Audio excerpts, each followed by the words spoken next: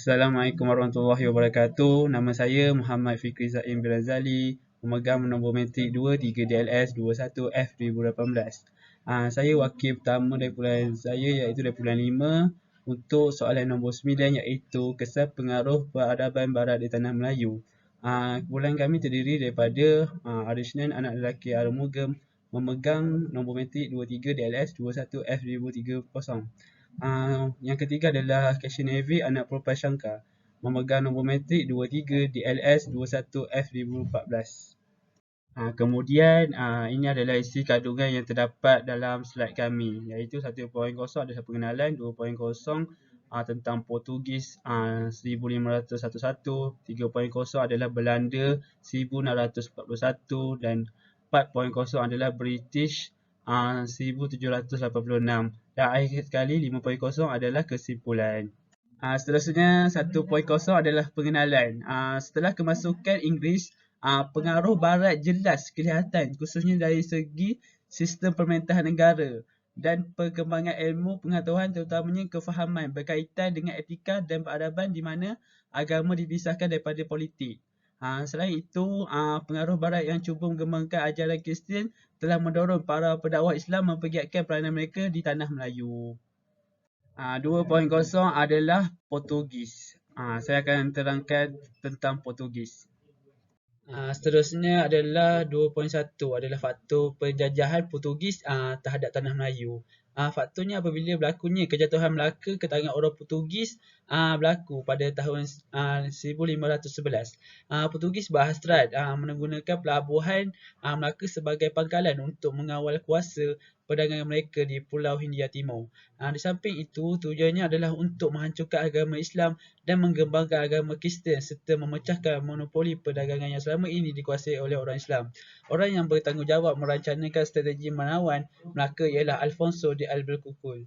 Bagi mencapai matlamatnya, Albuquerque telah menawan Goa di India pada 1510 untuk dijadikan markas kekuasaan dan gerakan Portugis di timur. Pada tahun 1509, Lopez de Sequeira telah dihantar untuk memulakan hubungan dagangan dengan Melaka. Setibanya mereka di Melaka, rombongan di Sequeira telah ditahan. Walau bagaimanapun, di Sequeira berjaya melarikan diri dan melaporkan peristiwa tersebut kepada Alfonso. Dengan alasan penahanan rombongan tersebut, Alfonso telah menghantar angkatan tenteranya untuk menyerang Melaka. Serangan ke atas Melaka telah dimulakan pada 1 Julai 1511 dan akhirnya Melaka telah berjaya ditaklukki oleh Portugis pada bulan Ogos 1511. Kemudian 2.1 adalah politik. Antara faktor politik bagi penjajahan Portugis di tanah Melayu adalah kerana kemegahan. Hal ini di mana Portugis juga ingin bersaing dengan negara-negara penjajah lain dengan tujuan untuk mempertabatkan negaranya dengan menggunakan kemahiran mereka dalam aktiviti penjelajahan dan pelayaran. Pada masa yang sama, mereka ingin membina empayar yang kukuh di luar Eropah. Faktor kedua adalah di mana Portugis ingin meluaskan kuasa.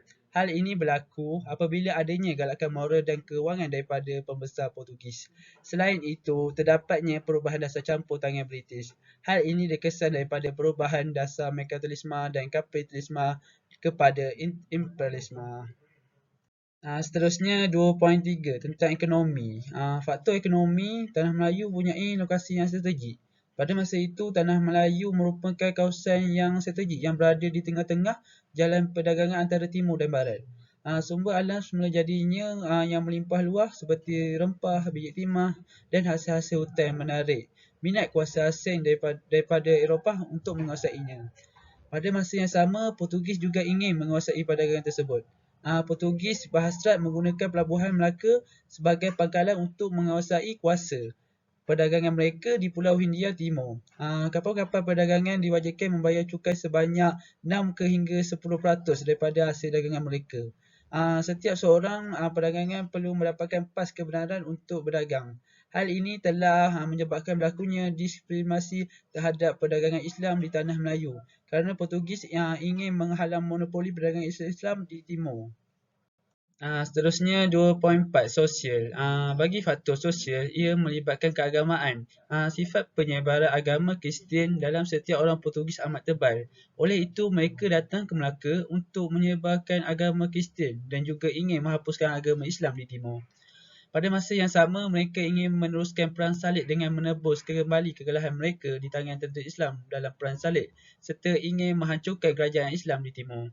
Selain itu, faktor sosial yang menyebabkan penjajahan Portugis di Tanah Melayu adalah kerana ingin mengembangkan ideologi Barat. Hal ini berlaku dengan adanya galakan untuk mengembangkan agama Kristian semasa pemerintahan Portugis.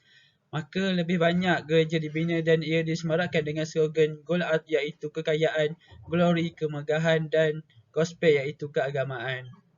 Sekian, terima kasih. Salam sejahtera, nama saya Harislan Analaki Arumugam. Nombor matrik saya 23 DLS 21 F2030. Kesan pengaruh peradaban barat di Tanah Melayu untuk saya adalah pengaruh Belanda. Jadi, bila kita lihat faktor penjajahan mereka adalah Belanda mula memberi perhatian kepada keperluan Melayu pada hujung kurun ke-17 kerana mereka hendak memperolehi rempah secara langsung dari timur dan bukan melalui orang Portugis. Oleh itu, untuk menguasai gugusan ini, mereka perlu menguasai Melaka yang merupakan tempat yang strategik. Beberapa percubaan Belanda untuk mendapatkan Melaka daripada penguasaan Portugis telah berlaku pada tahun seperti 1606, 1608, 1623 hingga 1627 telah gagal. Namun orang Belanda dapat menewaskan Portugis selepas 6 bulan dikepung dan diserang oleh askar Belanda yang dibantu oleh askar Johor terdiri daripada 40 buah perahu perang membawa 1,500 orang askar Melayu pimpinan Laksamana Tun Abdul Jamil. Pada 14 Januari 1641, Belanda berkuasa di Melaka setelah 130 tahun Portugis menduduki Melaka, iaitu daripada tahun 1511 sehingga 1641 Belanda Portugis penduduk. Belanda meluaskan perdagangan di Tanah Melayu dengan membuat perjanjian perdagangan yang biasanya menguntungkan Belanda sahaja.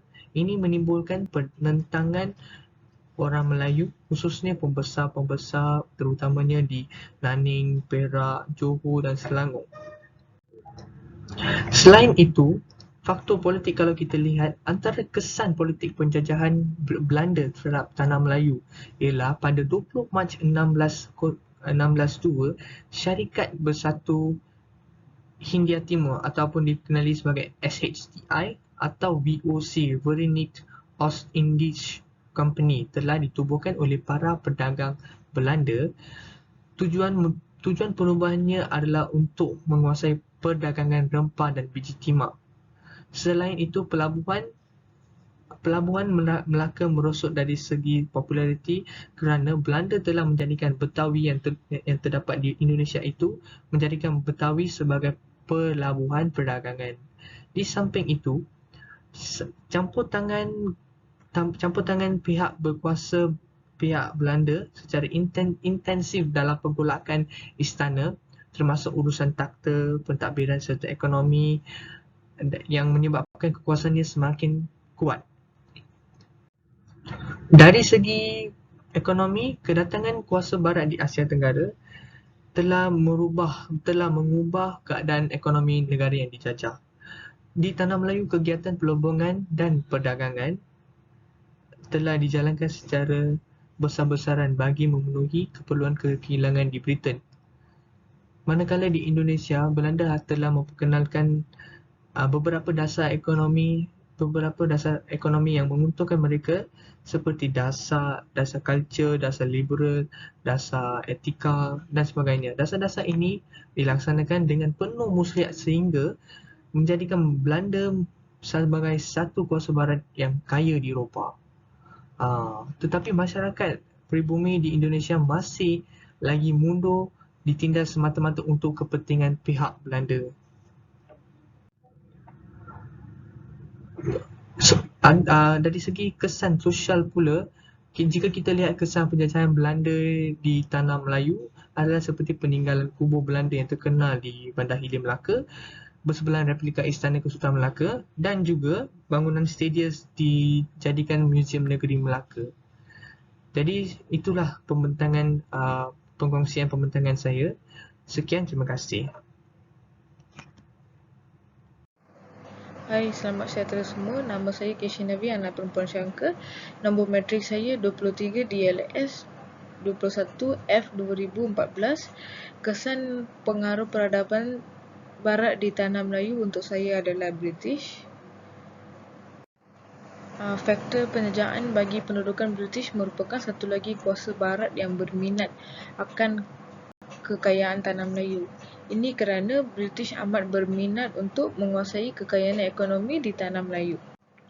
Oleh itu, British juga ingin membawa kepada campur tangan politik di tanah Melayu. Galakan ekonomi bertujuan memastikan usaha memonopolikan hasil dengan utama seperti biji timah kerana ekoran kekacauan di negeri-negeri Melayu. Pada abad ke-19, Britain masih kuat terpengaruh dengan perdagangan Asiatic Empire. Selain Britain, kuasa barat yang lain seperti Indonesia, Perancis, Indochina di samping Itali, Jerman dan Rusia sedang bersaing. Selain daripada itu, faktor politik bagi pihak British telah melihat semenanjung tanah Melayu sebagai pangkalan utama yang boleh mendatangkan keuntungan besar kepada mereka untuk menyokong perkembangan yang berlaku di dalam negara. Kesan daripada perkembangan ini, kegiatan perdagangan antara Asia dan dunia Eropah semakin meningkat kerana perjalanan yang jauh antara kedua-dua kawasan ini. Peningkatan perdagangan ini dapat dilihat daripada pembukaan beberapa pelabuhan yang baru seperti Singapura yang telah menjadi pelabuhan antarabangsa selepas tahun 1870. Tambahan pula, faktor ekonomi bagi British pada kurun ke-19, beberapa ciptaan terbaru telah berjaya ditemui yang memerlukan penggunaan biji timah. Biji timah amat diperlukan dalam perusahaan mengerti makanan dan minuman.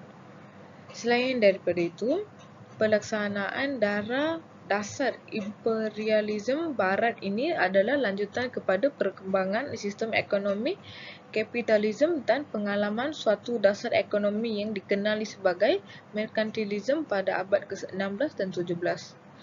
Sementara merkantilisme merupakan sistem yang menjadikan sesebuah negara kaya dan berkuasa. Dengan kata lain, sistem ini menekankan kekayaan dan kekuasaan sesebuah negara.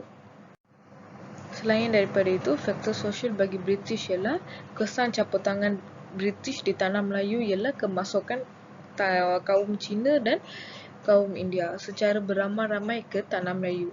Kemasukan orang Cina dan orang India telah menimbulkan pelbagai masalah di tanah Melayu.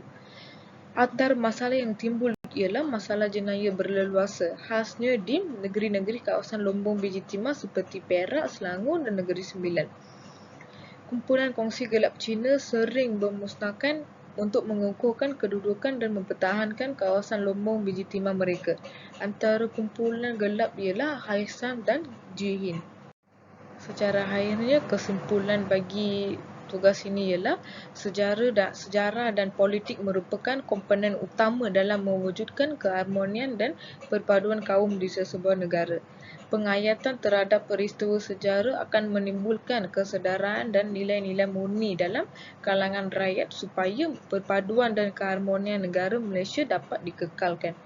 Penjajahan bangsa asing seperti Portugis, Belanda dan British meninggalkan kesan besar terhadap penduduk Malaysia dalam aspek sosial, ekonomi, politik, sistem pendidikan dan lain-lain.